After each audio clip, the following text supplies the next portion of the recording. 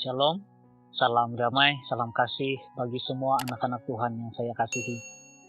Saudara, 13 Oktober pada tahun 2019 yang lalu merupakan suatu detik yang sangat pahit di dalam kehidupan saya, di dalam kehidupan keluarga saya, di mana pada waktu demikian saudara, pada waktu itu di mana tempat di mana kami bertumbuh, tempat kami diajar tentang firman Tuhan, tempat kami sama-sama belajar daripada keluarga kami, di mana rumah kami telah mengalami suatu musibah yaitu kebakaran.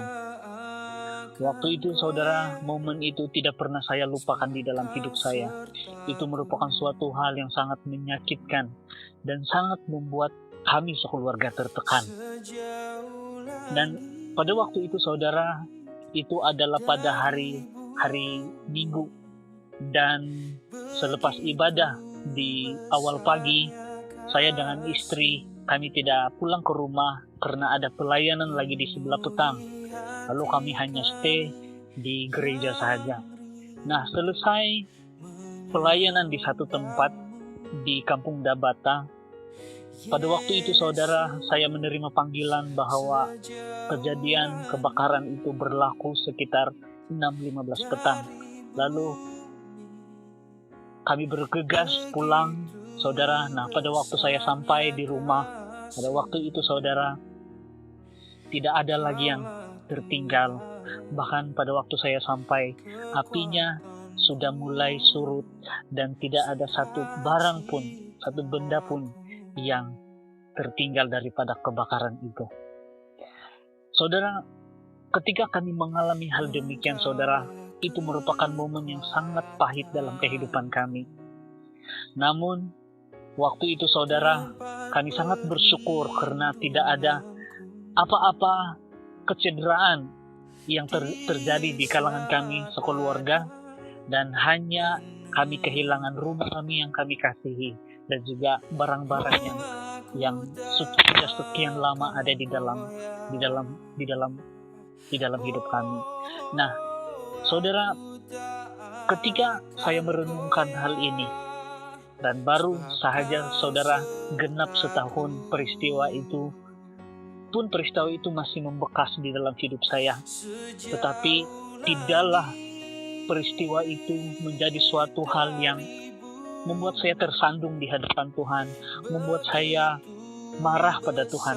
Justru pada waktu kejadian tersebut saudara, kami pun seluruh kami adik-beradik, ketua keluarga kami juga kami berhimpun, kami ucapkan syukur di hadapan Tuhan, ditambah pula dengan penghiburan daripada keluarga, sahabat handai, dan para pelayan-pelayan Tuhan, para pastor-pastor datang membantu kami pada waktu itu, dan itu sangat sukacita, suatu penghiburan, suatu kedamaian yang kami rasakan di dalam kami dihibur oleh anak-anak Tuhan.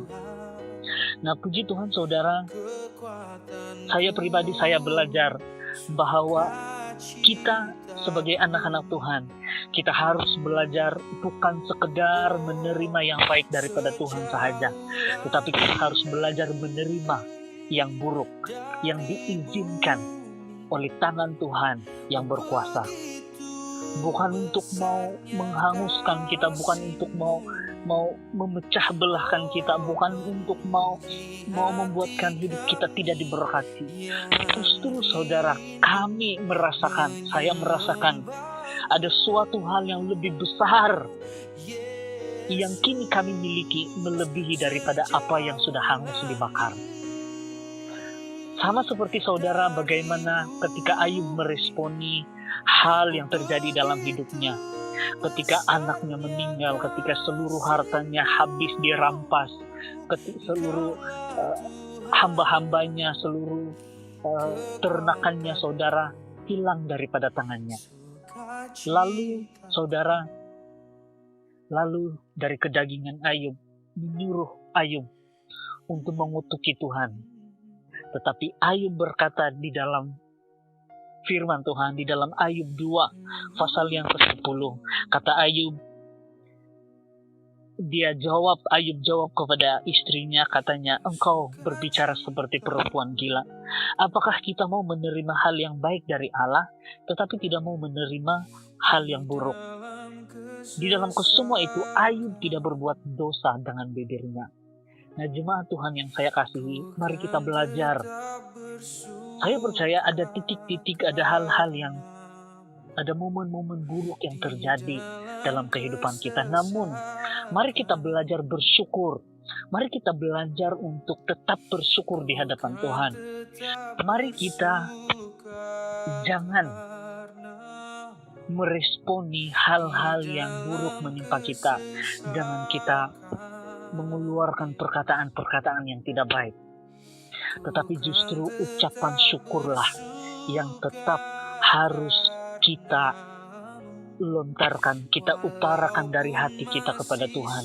Karena saudara, saya sendiri mengalami ketika kita kehilangan perkara-perkara yang mungkin kita sayangi, tetapi mungkin ada sesuatu hal yang di depan yang Tuhan sudah sediakan lebih indah bagi kehidupan kita. Saudara, kami kehilangan sebuah rumah dan ada berbagai yang hilang di balik kejadian itu. Namun kami diberkati dengan satu bangunan yang baik, bahkan lebih baik. Kami diberkati dengan banyak pertolongan. Kami diberkati dengan banyak kawan-kawan yang mendoakan kami. Justru hal itu lebih besar daripada apa yang kami alami. Justru kuasa Tuhan itu lebih berharga daripada hal-hal yang kami hilang di dalam kehidupan kami. Sebab itu saudara, mari kita responi apapun yang hadir dalam hidup kita dengan tetap bersyukur. Ingat, jangan sekedar mau menerima yang baik saja, tetapi mari belajar untuk tetap bersiap sedia belajar daripada hal-hal yang buruk yang terjadi di dalam kehidupan kita. Amin. Saya percaya ketika ada keinginan Tuhan untuk menghadirkan sesuatu musibah menimpa kita, saudara, saya percaya itu tidak akan melebihi kemampuan kita menanggungnya.